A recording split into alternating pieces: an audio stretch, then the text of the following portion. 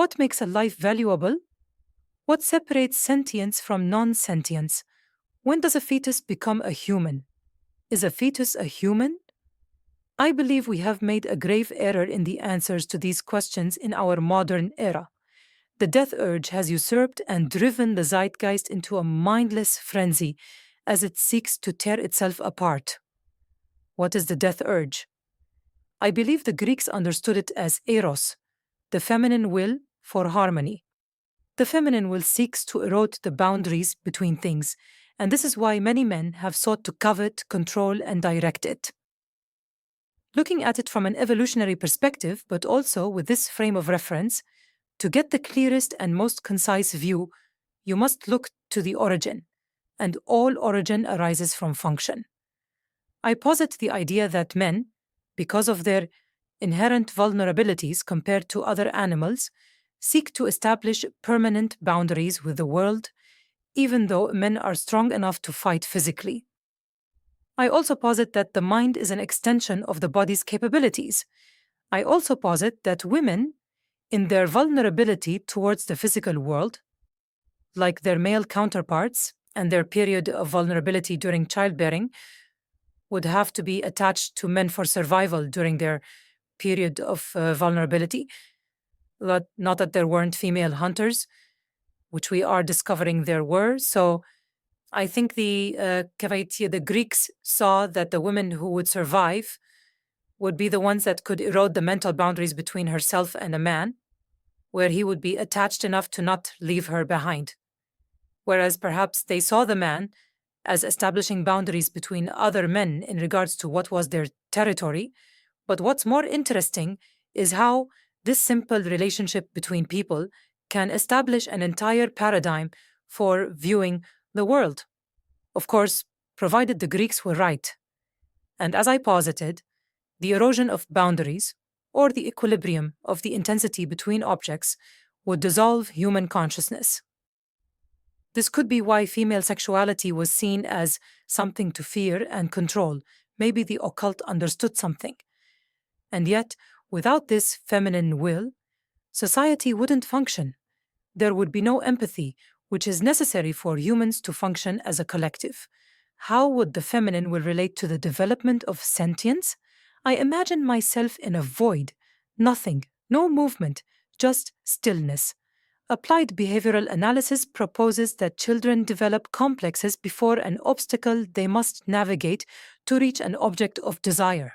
Human behavior can be reduced to three constants: attraction, repulsion, and the complex that must arise from becoming one with the obstacle. Imagine that something pops into existence. This incongruity in the environment stimulates the brain. The brain extends its ethereal form around the object, feeling it as if it were some sort of cosmic goop that bends itself around the environment through neuroplasticity.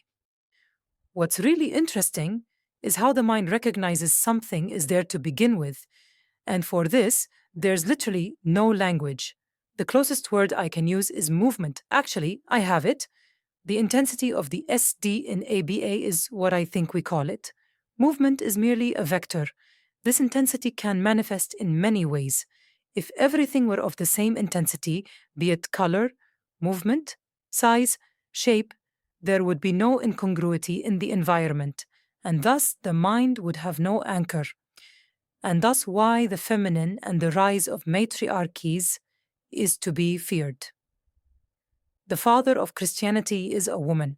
The Christian paradigm fundamentally wants to erode the boundary between man and woman alike with the idea that we will love one another, as each of us was within each other. But if we are all in each other, what is the distinction between you and me? Then it becomes, who am I?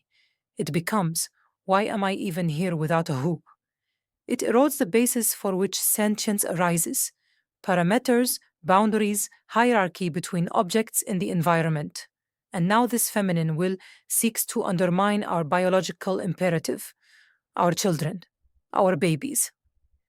At the apex of its power, it makes no distinctions between anyone or anything. We are all equal in the same way, it will say, as it dissolves the innards of your mind. But if we are all the same in every way, what makes me valuable? It is this erosion of the value of the human life that is the precedent for so many atrocities, reducing people down to quantitative units.